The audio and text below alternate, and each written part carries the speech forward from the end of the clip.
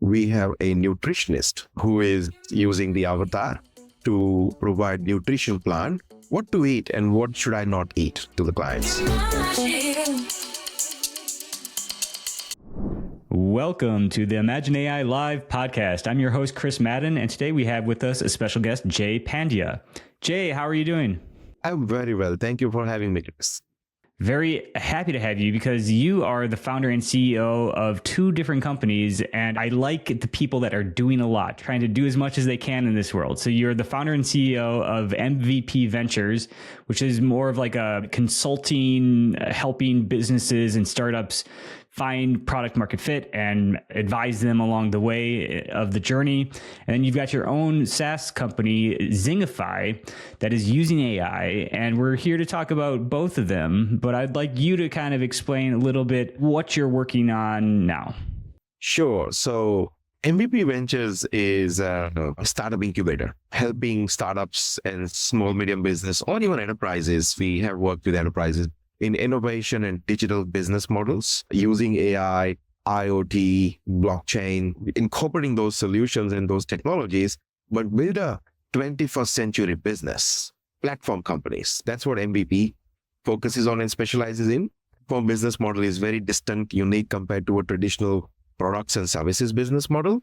And then Zingify AI is my passion. It's like one of the startup that came out of MVP, has been very successful in its journey so far, not without enough ups and downs. And so Zingify AI is about creating your AI avatar, and we take all the knowledge of a coach, consultant, educator, trainer, anyone who is smart, knowledgeable, person, right? Wisdom. There is a lot of wisdom beyond just the content, and that business model has been broken. If you look at any consultant, if you look at any coach, if you look at any trainer in education space, they have to show up to deliver their services to their clients. You take the biggest enterprise in that personal development space, Tony Robbins, he has to show up on the stage. He's got a $5 billion empire, but he himself has to show up on the stage for his clients to experience value, receive value, and commerce to happen, right? So there's a real problem in that industry, and we wanted to solve that through AI. And so we embarked on this work of taking all that knowledge, wisdom, experience that is embedded in audio, video recordings, books that they might have authored, articles that they might have written, use all that spoken, written content, video content, to train the machine learning algorithms to become like you, speak like you, provide that AI avatar as an interface to the world so that the person can have a normal life like a human, right? And the AI avatar can service the market 24/7 on various channels. That is so cool. It's something that needs to be unlocked, right? I mean, I think a lot of people see this potential, see this digital AI avatar, and I really like your website, zingify.ai. Create your immortal digital self. The AI of avatar revolution begins here. But so the three things, so gather your legacy, upload all your content, documents, books, audio recordings, podcasts, videos, anything you've ever spoken or written. And so you're uploading all this data, rest assured it's safe with you. And then number two, train your genius. You take the wealth of this knowledge and you train it with ChatGPT-4 to mimic your cognitive abilities, crafting a digital replica of your mind. And then three, unleash your avatar. We provide you with the digital AI avatar that's accessible through web browsers and custom branded mobile apps, ready to interact with the world. So that is so cool. Before the pandemic, I was 10 years as an English teacher. I was teaching English as a second language to students of various ages around the world. And I lived in France, Thailand, South Korea, China, all teaching English. And now, since the pandemic, I got into the podcast world and I've learned all about Silicon Valley, venture capital, and startups, which is something that I didn't really appreciate in college and as a young adult. And if I would have gotten this bug earlier in life, I think my life would have been a lot more different. I wanted to travel and see the world and experience different cultures. But now I've got the bug. And, I've thought about that before. Is like, I would love to be like this English teacher, an avatar English teacher that can teach anybody that needs English help, needs to improve their spoken English. And to have this avatar that I've done plenty of things to make it uniquely myself, and then, have that part of my service or my consulting I can provide, like, oh, if you can't actually schedule with me, you can anytime talk with the digital teacher, Chris. Correct. Exactly. So that's exactly what Zingify produces, your digital teacher. We can turn you into your digital teacher who is available to students 24/7. So what does this look like from the avatar perspective? Like, is it a chat? I imagine it's a chat bot. It's like a chat interface like you would with ChatGPT. Well, it's more than that, right? So let's say we created your digital twin. It'll be you, your face, your voice, your lips talking as your avatar, as if you are talking, but it's your avatar talking. So we did a lot of R&D in early days. We didn't solve it. We were not funded the way Silicon Valley companies are funded. And we found the HeyGen solution, right? So there's a streaming avatar we integrated. So it practically will be you. Walking, talking, moving you. So much beyond than just a ChatGPT chat interface. You can actually speak to it. Now I speak 3 languages. I speak Hindi, Gujarati, and English. I don't know how many languages you speak, but I don't speak Japanese or Spanish as an example, or Chinese. My avatar can speak 35 languages. Oh. So what that does, it expands the market to Spanish or Japanese language speaking clients who can interact and go, I want to talk to you in Japanese. And now my avatar can see questions in Japanese, go to my knowledge base that I have used to train the avatar, right, into all things startup, all things AI, technology, how to launch startups, or whatever I'm coaching, teaching on, right? That knowledge base, it's got the power of OpenAI models with that knowledge base while having the privacy. And then my video, my face, my lips, in my voice will speak in Japanese to the client. Wow. In a chosen language of interaction. That's amazing. I know that there are other companies that are doing these like talking avatars kind of thing, and more of an AI created one, but not one. I haven't heard of one that's where it's like, it's you. And so what is that? Is that like a picture, a nice headshot that I upload of myself, and then you let the kind of AI manipulate that?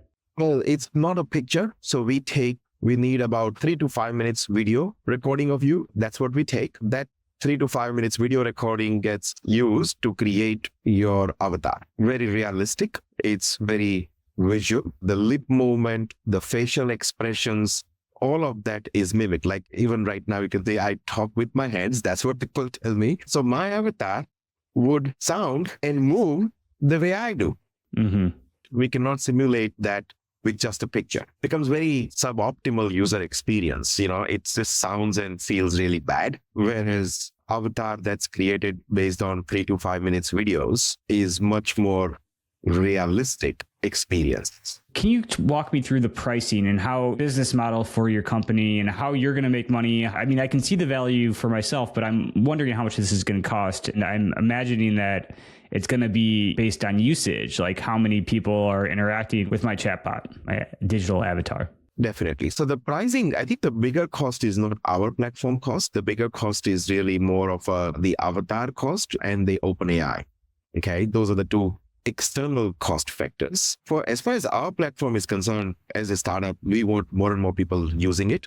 So we literally have $99 a month, $1,000 a year kind of a starting plans, going upwards depending on how many instances. So you can have your one avatar, right? You can have an instance of a sales or prospecting instance of your avatar that is deployed in your marketing and a sales process to nurture the prospect.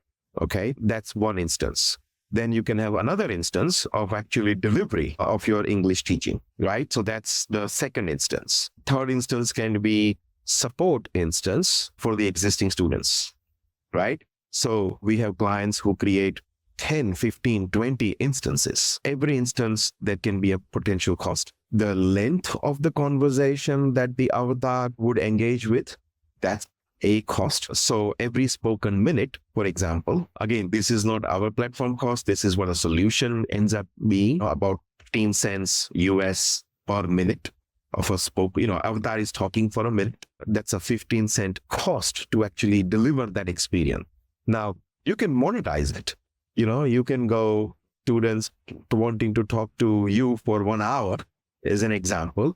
You can now calculate your cost base, what it's going to cost you, right, to deliver that 1 hour of teaching session. And then you can actually monetize it to go, okay, it's going to cost me $3 or $5, much better than my time. What I normally charge to the students is $100 per hour or $80 an hour or $500 an hour. I'm going to reduce that to half and still be highly profitable experience, and a product, right? So the length of the time, the data, the knowledge material that has been used to train your avatar in the instance, these are the cost variables, right? But you practically can start at $99 a month, and then the usage goes upward from there, depending on how many instances, how much data in the storage.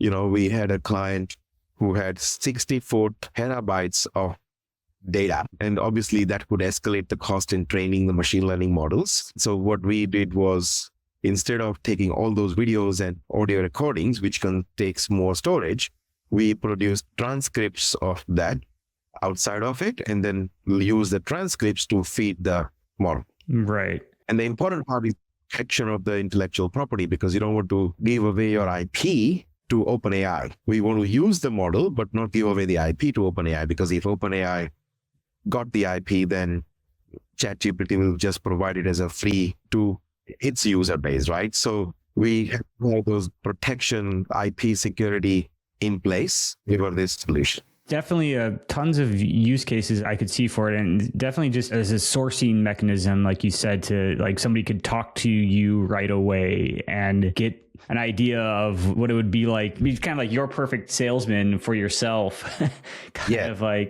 always there, always present. I wonder if you could explain other use cases. So we just kind of went through an English teacher, English coach use case of customers that you have and how they're using your product. If you could kind of tell like the story of it, that's great.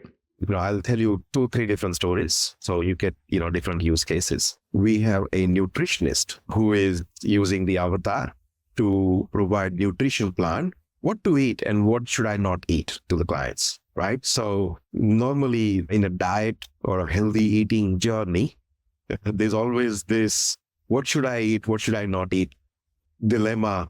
And the nutritionist, traditionally used to provide an eating plan, diet plan, eat this and don't eat that. But that used to be a paper and pen, that kind of documented eating plan experience. Our client, that nutritionist, transformed all her knowledge into the avatar and actually uploaded individual client files on the platform. Now, and then associated that with a client report.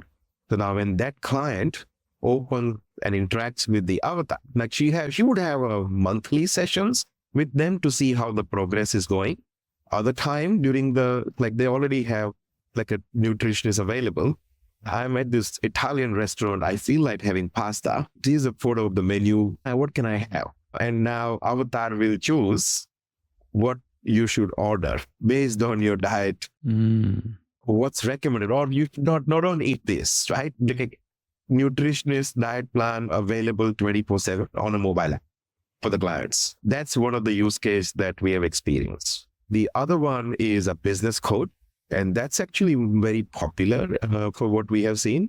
Business coaches and consultants, business advisory. We have seen that is the biggest segment of our Zingify clientele. They spend a lot of time with their clients, but they've found difficult to scale the business beyond certain level because it's an advisory. Clients value that one-on-one interactions. And again, being able to, they upload all their knowledge base, marketing plans, typically whatever their IP is on the platform, train the instance of the avatar.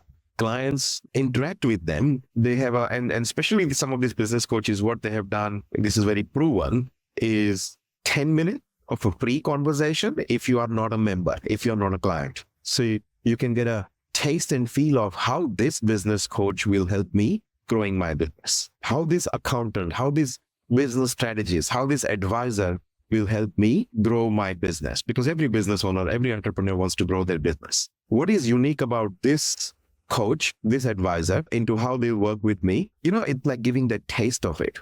So 5 minutes, 10 minutes conversations, really more as a prospect engagement and nurture process. Is a lot of them use it and they put a limit on it at the end of it. And there are two things that they do. They go, if there's something, this is an AI avatar you are interacting with, it is only trained into X amount of stuff. And if the avatar cannot answer the question, avatar will say, I'm not trained to deal with that question. Please reach out to this email address. Please call this contact detail, right? To talk to the real human. So it's ethical, it's transparent, but it gives the prospects an ability to really experience, which is like almost, I would say 80-90% of a real life experience of what it would be like to deal with my dilemmas and growth challenges with this business coach, right? When the inquiry happens, when there's a real sales meeting, the prospects have, via their website, via their custom branded mobile app, already had bunch of 1, 2, 3, 4, 5 interactions with their avatar, and a lot of questions that might need to be dealt with in a sales meeting have been dealt with by the avatar. And now the meeting is really about when are we going to start working together kind of scenario, right? And that's the journey we have seen. And then the members, a lot of business coaches charge monthly retainer to the clients. Again, you get a weekly meeting or a monthly meeting or a bi-weekly, fortnightly meeting with the actual human. What happens at other times? So the coaches unlock a vast amount of knowledge repository. Again, podcast recordings, audio, video, operating procedures, templates, all that via the avatar to give that new type of user experience. Instead of clients going to an online portal to access certain template or read or watch a video, now just a new user experience domain, any interaction domain.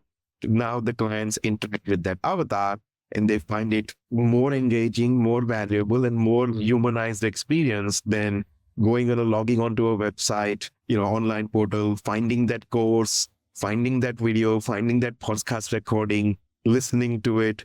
Now avatar gives them instant answers to whatever they are dealing with during the month as a support concierge that has the face of the coach. That's the second use.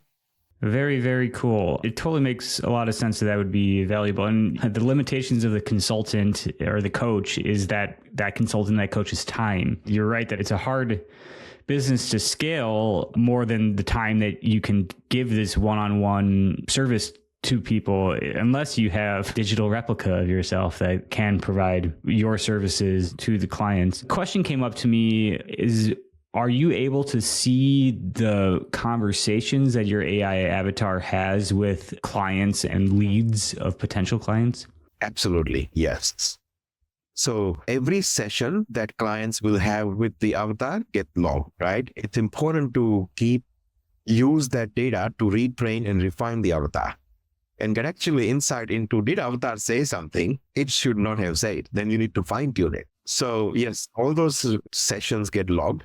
You as a teacher can see all those instances, the date and time and who interacted with it and what was the actual transcript of that in session. You can see that and use that as an insight. I'm going to refine my instance, say this, don't say this. That's a part of the prompt engineering in the backend and ongoing refinement and training of your avatar and its instances. So you can have one avatar, many instances. Each instance can have many interactions. All of those interactions are logged. Well, and also I would see the value where it's like the customer or the clients saying all this information about themselves, about their problems and what they're looking for. If you've got a log of that where you can now go into the one-on-one meeting, understand what your client's pain points are and their problems that they're looking to solve. Finally there, I know that it's a problem with AI ChatGPTs in general is that you want it to know you kind of like, I want my ChatGPT to like remember who I am, remember what I've said before so that I don't have to like repeat myself and it can kind of learn from me. But that I know that's very hard problem to solve and they're working on it. But I wonder like for the AI avatars, like if somebody logs back in and they start talking to AI avatar again, do they have to say all the information again? Very good question, right? So let's say you are interacting with my avatar and my instance of my avatar. Before every interaction commences, there's no login. We wanted to avoid that login and sign up experience, but you at least have to add your first name, last name, and email address, right? So your email address becomes your account as a client. And it knows, using your email as your ID, it knows past interactions, right? That in the last session, you asked about eating Italian meal at an Italian restaurant, and now you are at a steakhouse. It knows that because the second interaction is still you had to, before commencing the interaction, you had to add your email address as a client, right? So using that insight, it continues that memory. Now, there is a limit onto how long that memory lasts. And the reason that limit is purely because of the cost reason. How long do you hold that context for that client actually cost you OpenAI and other credits? And that's where it becomes a bit of a user experience delivery versus the cost. Yeah. Kind of brings me to this question. It's more of a general question. Like this is a problem for the AI industry where it's so expensive, it's so high compute to do these final things where it's an important thing. Like once this becomes cheaper, obviously it'd be better that they can store it for an infinite amount of time where they can, just keep training off of it. But then if it's too expensive, it doesn't make sense and it's energy consumptive. But do you see that problem being solved? Absolutely. I see that problem. Like we are experimenting right now with our own models and testing. So we have taken LLM-A3, open source model of Meta. As a small startup, we don't have the same level of resources, financial backing the way OpenAI and Meta does, right? So we have taken the Meta's OpenAI more open source model and we are training that model and comparing the strength and weaknesses. Because the moment we are not using OpenAI, the model is trained, we are running it on our infrastructure, it is not as expensive as what we have to pay to OpenAI. Because for OpenAI, we are the customers, you are the customers, right? So there is a margin and profitability that they are driving for their infrastructure investments. We don't necessarily have the same need for compute resources. It's really about what's the best experience. What do we not compromise? And what do we do compromise, right? Like any other technology, there is a commoditization of AI happening. As most of the AI infrastructure currently runs on what? NVIDIA GPUs. Think about it, right? End of the day, doesn't matter whether it's Microsoft or OpenAI or this hardware processing is more, which is why NVIDIA stock is booming. As the cost of that technology and processing goes down, and it will inevitably, just like any other tech, modeling, we have seen exponential, like 2,000 to 20,000 percentage scale in the speed of how fast it's moving. And on one account, just three months ago, there were like 25,000 new AI startups every month, just in the United States. And all of them are working on these type of problems in their unique ways. So I'm very optimistic it's going to get commoditized to a level like we switch on electricity. We don't think about it. Where do you see like your company in the future? And what's the kind of roadmap here from where you are now to where you want to be, or where you think your company can be? Yeah. So my dream is I want to really add value to education, and education in a traditional sense and education in a non-traditional sense, right? So especially the non-traditional education, personal development, so much learning is happening on YouTube, through the podcast, through the seminars and training. And, there's a whole lot of wisdom, not just the knowledge that gets taught in the universities and schools, but adult education. There is a lot of learning that needs to happen for the world. There is outside of our traditional degrees and the school and universities, right? The dream is, can we scale that problem? There are barriers in that space, barriers of pricing and economics. There is a barrier of language in accessing certain wisdom, and there is a barriers of geography, right? Online learning transformation of online courses really dealt with these barriers in its own way. By the AI and the interface and the user experience transformation through the avatars, I think we can go a lot longer, lot better, right? We can make that expert wisdom, and I deliberately underline the word wisdom. Eastern wisdom is not easily accessible in a practical manner in Western economies, and vice versa, right? For the reasons of those barriers. Pricing, people can't afford. People in Afghanistan, India, Africa, Middle East can't afford certain type of education that is accessible in Western economies. And then people in the West just don't have access to the wisdom of, ancient Chinese and Indian wisdom that is easily accessible because of those language, geography, and pricing and other barriers, right? We want to actually solve that, and we want to play in that space. More and more masters, authors, leaders with deep training, wisdom, there's so much to offer and contribute. We can create their AI avatars. Then the AI avatars can be a commodity that's accessible at $2 and $5 a month subscription product that still creates a business and a recurring subscription revenue for the experts and the teachers and leaders and consultants and coaches and, authors. But it makes it so accessible in the language of the people at a price that they can afford, whether in Africa or India, not pay $500 an hour consulting fee. But you know what? Have this consultant's knowledge at $5 a month.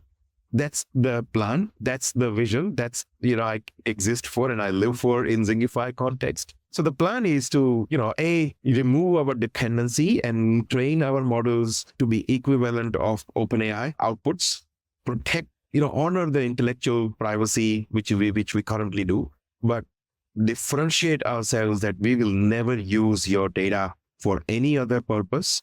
It is only for you, your business, your students, your brand, your IP, right? That is how we can differentiate. And we want to keep honoring that principles and values and get as many leaders, coaches, consultants, trainers, businesses who are in that knowledge, human capital development phase. That's a very noble cause. That's what I see the potential of AI is doing, is just educating, lifting everybody up and providing this kind of resource for people at a low cost to continue their education. And part of it is I think that I had thought that it's really about training and teaching lifelong learning and to be a lifelong learner, and that it doesn't stop when you graduate. There's certain things that I think you have to do when kids are young or when in development, that to instill that kind of virtue of wanting to learn. And I like that you mentioned the kind of the subscription model for accessing your digital AI replica and having that as a resource. That would make sense as a way to do it. You're in Brisbane. You're a founder and CEO in Brisbane, Australia. Great. Yes. And are you originally from Brisbane or from Australia? No, I'm originally from India. India, great. I graduated in 2001. 2001. Awesome. So can you talk a little bit, what is your origin story? Sure, let's go there. So I was born and raised in India. My dad was a doctor, and culturally, in a family perspective, if you're a doctor, you have a good marks, you end up being a doctor. So my first education, my degree, I became a doctor. I became a medical professional, studied that. And at some point, there was this realization, I think I was 23, 24, just graduated. Well, I don't like this. The working one-on-one with patients in a clinical environment where I maybe see 20, 30 patients is not something that excites me. I want to work at a scale that I can make a difference with hundreds and thousands and millions of people. And I did the math, how many people I will be able to contribute to as a doctor throughout my lifetime. And that number was very underwhelming if I assume that I'm going to keep working until 70 as a doctor, right? So, okay, well, what else can I do and create? And technology was always the answer. I'm talking late 90s. Internet is new. I remember Windows 98, internet, we used to have this Hotmail email address. And it was like, okay, well, technology is and internet is going to be one of our access to a lot of people. And so I shifted my career to more of a tech career, year 2000. I quit and, studied formally, came to Australia to study masters in information systems. And then I did my MBA. That whole thing of, okay, I can spend my lifetime, and I would have probably helped less than 200,000 people in 40 years of working, or I can reach to 200,000 people in a day through technology and actually make real difference there, right? So it was, again, I didn't have that language. I didn't have those conscious thoughts. It was just like, I want to do something at a bigger scale than just 20 people, 40 people a day. And I want to live an honest life with integrity. And there are a lot of some of those other factors that actually help, triggered the career transition from being a doctor in India to tech professionals, migration to Australia. 24 years later, the life I have now as a startup founder and a business owner, working with so many startups and innovation space. That's incredible. And do you mind if I ask, are you married? Do you have a family? Yes. I am married for 23 years now, been together with my wife for 28 years. I have a son, 3 of us, small family, right? 3 of us live in Australia, and then parents, my sibling, my brother is in India. A larger extended family is in India. Other families just everywhere else in the world, Africa, United States, UK, parts of Europe, Portugal, everywhere, right? The extended family is spread. Nice. You've got a good diaspora spread across the globe. Yeah. What's it like running a business and a startup in Australia? Very good question, right? So it's not easy. Let's just put it that way. Yeah, as a startup, because Australia itself is a small market. Locally, it's not a big market like Europe, like US, like India, as an example. Yeah, only like 27 million people, right? Exactly. It's not big as people would think. Exactly, right? The geographic area is very large, but from a business, the market size, the population is very small. And for what we do, fortunately, we have our customers all over the world. We have customers in Canada, in US, in UK, in parts of Europe, in Middle East, in New Zealand, Australia, of course, right? In Asia. We are kind of, we have team members across 4 countries. Everyone works virtually, work from home, work from anywhere, from their laptops. We have customers from all over the world. So it was a very conscious and a deliberate decision. And that was even before COVID, that we're going to be global from day one.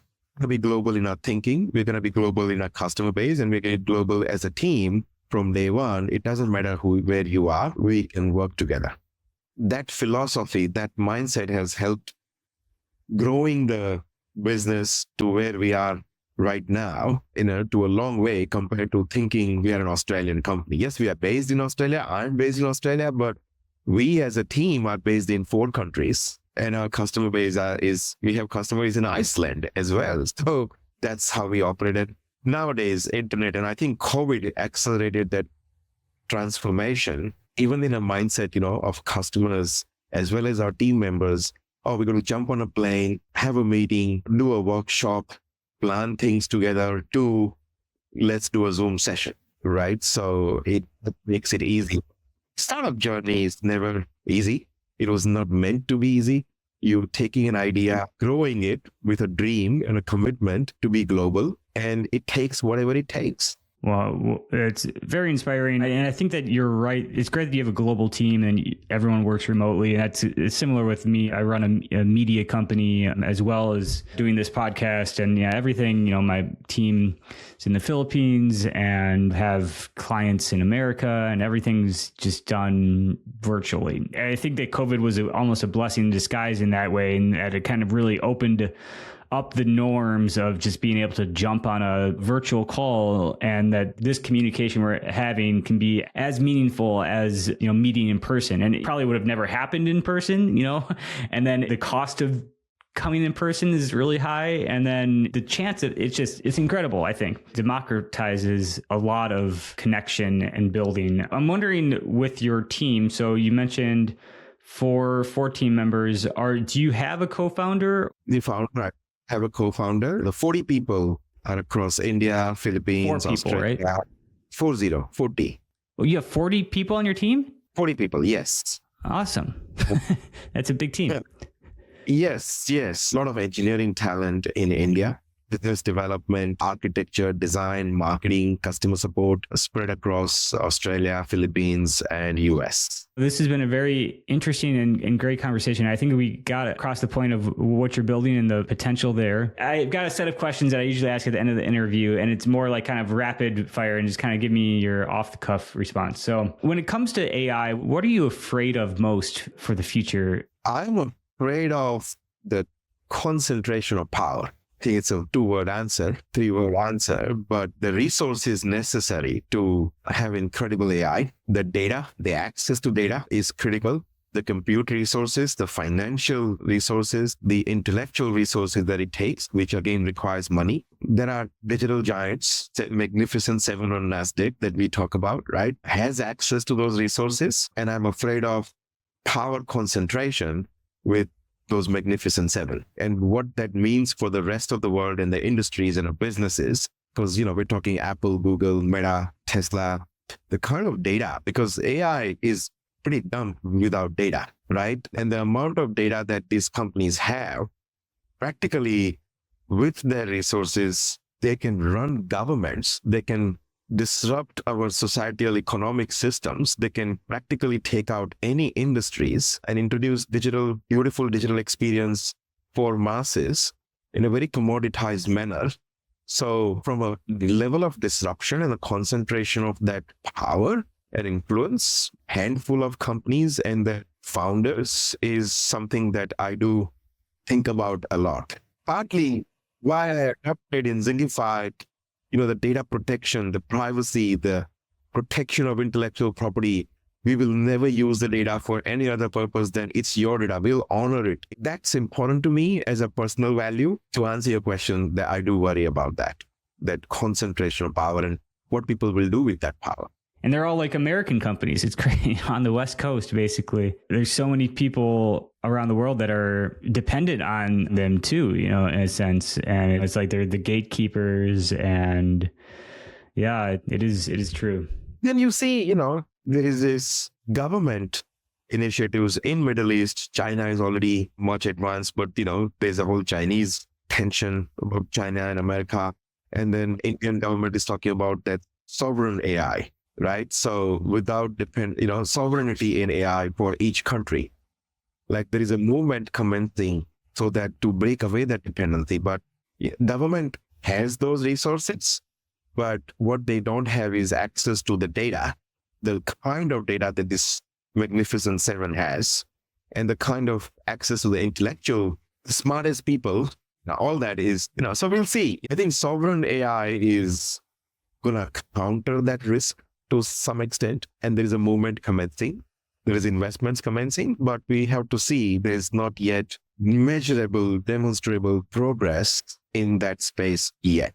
The issue of our time and NVIDIA and everything, it's just like, okay, what's happening next with these guys? Contrary to that, what are you hopeful for most with the future of AI?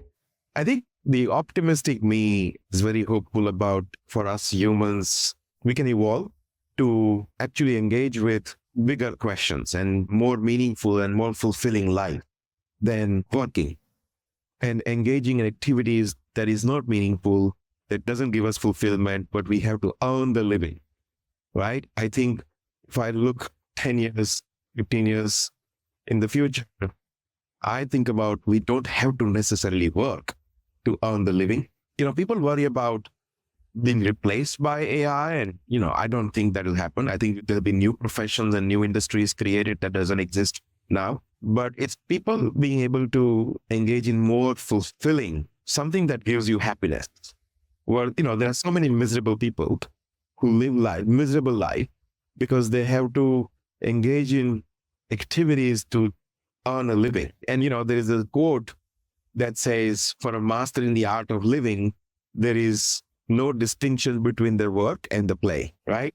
I many times feel that I've gotten to that level in life. Like I just love what I do. I don't have to do anything to earn living and, make money. I just love what I'm passionate about. And that generates the income and economics that supports me and my family and our future aspirations. I think that future and those choices one can make is what I see. And I'm hopeful for that AI will enable for millions of people across our planet. You gave me a little bit of goosebumps there. That's very inspiring. I see that potential too. And I think that unlocking that kind of the making the money part for a lot of people worries them. You know, it's like finding when you can find that thing that you're passionate about and you make money, that very blessed to be able to do that. Well, Jay, how can people find Zingify, their digital twin, and find you? So easy, go to Zingify.ai, send us an inquiry. People can connect with me on LinkedIn, Facebook, social media. I also run another business, mvp1.com.au or mvp1ventures.com. One is number one. Email, social media on LinkedIn is the best channel to reach out to me. Jay Pandya, founder of Zingify. You will find me. That's the best way to reach out to me and have a conversation. Awesome. Well, thank you so much, Jay, for being on the Imagine AI podcast. And I wish you and your company the best of futures. Thank you so much, Chris. I appreciate your time for having me.